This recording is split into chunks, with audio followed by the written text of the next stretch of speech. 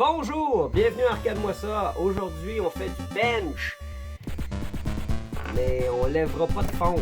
C'est pas ce type de bench-là qu'on va faire.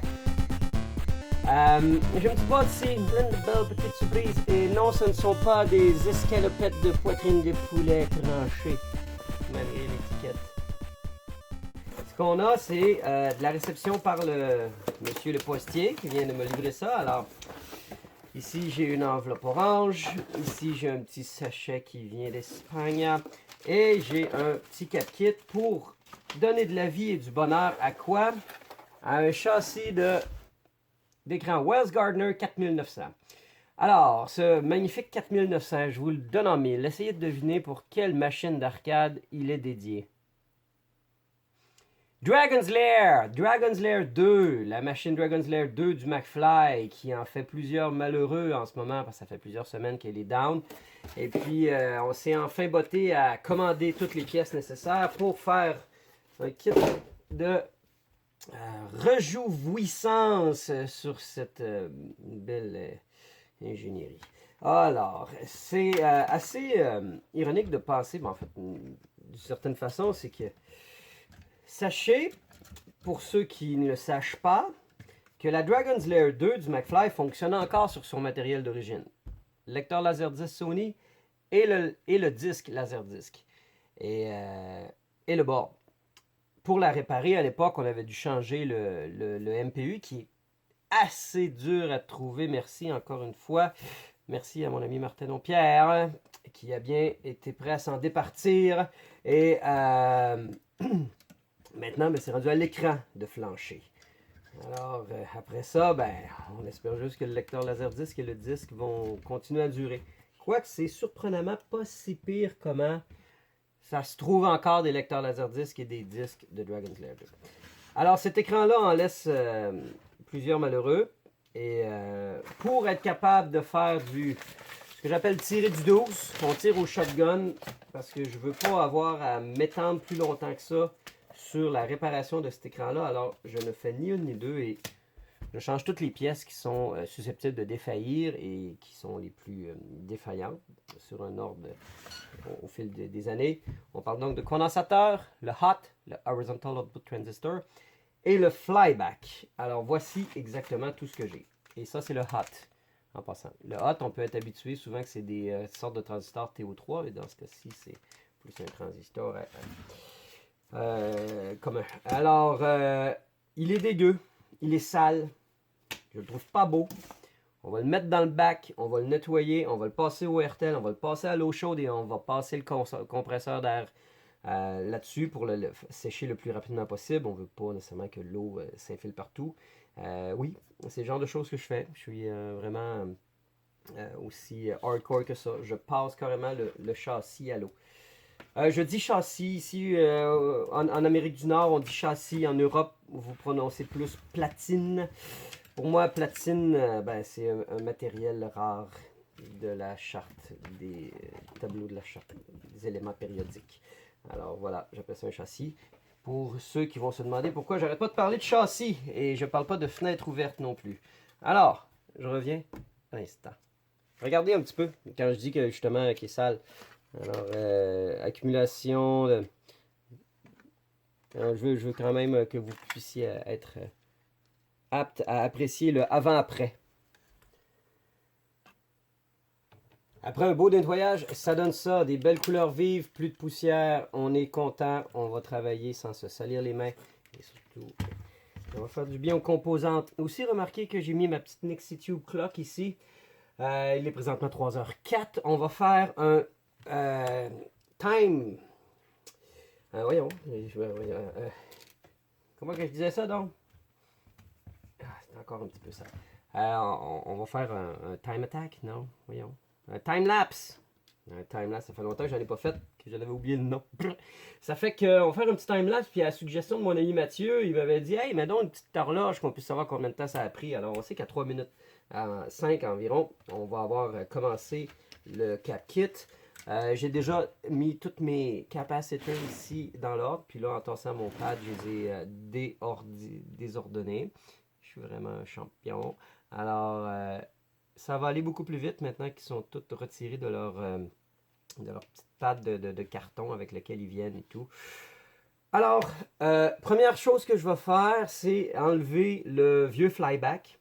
C'est comme c'est une grosse pièce lourde et qu'on va flipper le châssis d'un bord et de l'autre. Ça va éviter des manipulations. En tout cas, ça va simplifier un peu les manipulations, le fait de l'enlever. Mais on va installer le nouveau seulement à la fin. Ça va être plus simple de mettre les condensateurs sans qu'il y ait... Est-ce que c'est un condensateur qui a coulé ou c'est de la colle, ça? Non.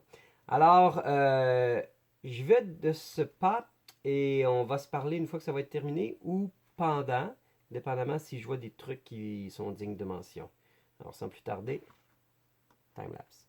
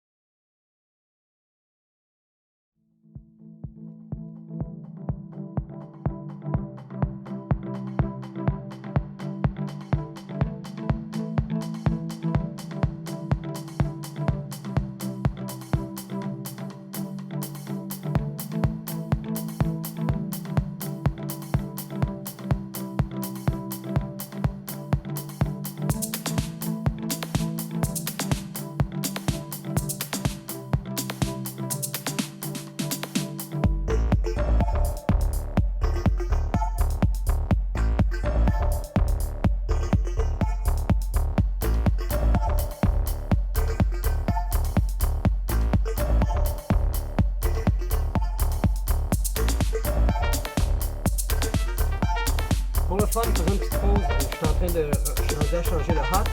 Voici l'ancien horizontal transistor et horizontal output. Ça, c'est le nouveau. Et j'aime ça faire un petit test des fois de multimètre, petit test de continuité, juste pour aider dans le diagnostic. Alors, j'ai enlevé l'ancien et j'ai regardé la continuité entre les pattes et bien voilà. Tout est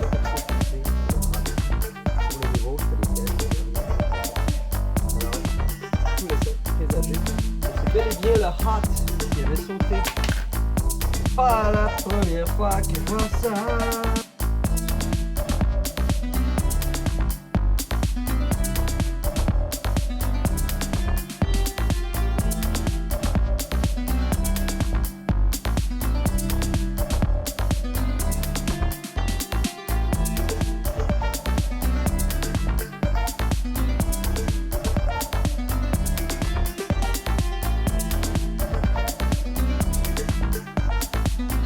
Un cap kit qui s'est quand même bien déroulé. Au début, ça m'a pris un petit moment avant d'avoir ma vitesse de croisière. Il y avait j'avais oublié de mettre les petits pins rouges. Finalement, je me suis rendu compte que la technique que j'avais utilisée pour faire le Sanyo 20 Easy s'appliquait bien sur ce châssis-là. Sur lui, c'est un peu plus difficile de faire mon pompage de côté. Alors, j'ai fait un peu de flip on side.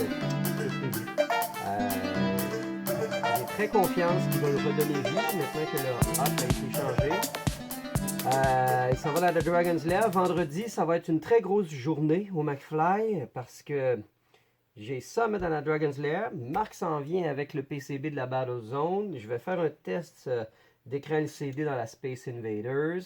Si tout va bien, je vais avoir le temps de mettre les nouveaux transfos dans la Hang-On.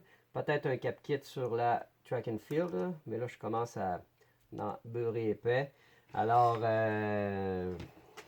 quoi d'autre à dire? C'est cool la vie. C'est beau. C'est bon, ça roule. 4h32. Là-dessus, j'ai pris peut-être une bonne demi-heure à répondre à des courriels, à des questions.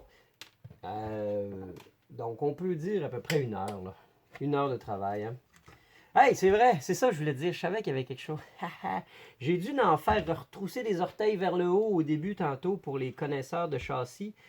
Que j'étais dans le champ, ce n'est pas un châssis de K4900 comme je le disais au début, c'est un K7100. Oui, c'est un K7100 pour un écran 25 pouces. Voilà, c'est ça que je voulais rectifier, que je cherchais depuis tantôt. Alors oui, c'est un kit de K7100. J'ai préféré acheter un kit sur eBay plutôt qu'aller magasiner tous les condensateurs parce qu'il y a quand même trois condensateurs bipolaires là-dessus. Ils ont des sauts d'humeur. Ça fait que... et puis c'est tout du Nichicon. C'est tout du Nichicon 105 degrés Celsius. J'aime ça parce que des fois, quand je vais chercher des condensateurs dans les petites boutiques, ils sont à 85. C'est toujours mieux d'avoir du 105 et c'est toute la même qualité. La vie est belle. Sur ce, je n'arrête pas la rubrique tout de suite. Je l'arrête tout de suite. Qu'est-ce que je fais? Est-ce que je fais un update une fois que c'est installé? Oui, on va tout mettre ça dans le même pain. Alors, on va se revoir au McFly. Aussi, je voulais dire, j'ai mis une nouvelle pâte thermique neuve pour le hot. C'est important. Une nouvelle pâte. Ça fait qu'on se revoit au McFly au moment de l'installation du châssis parce qu'il y a quand même beaucoup de connexions à faire et je crois que ça va en aller plus d'un de revisiter tout l'ordre des connexions pour être sûr que tout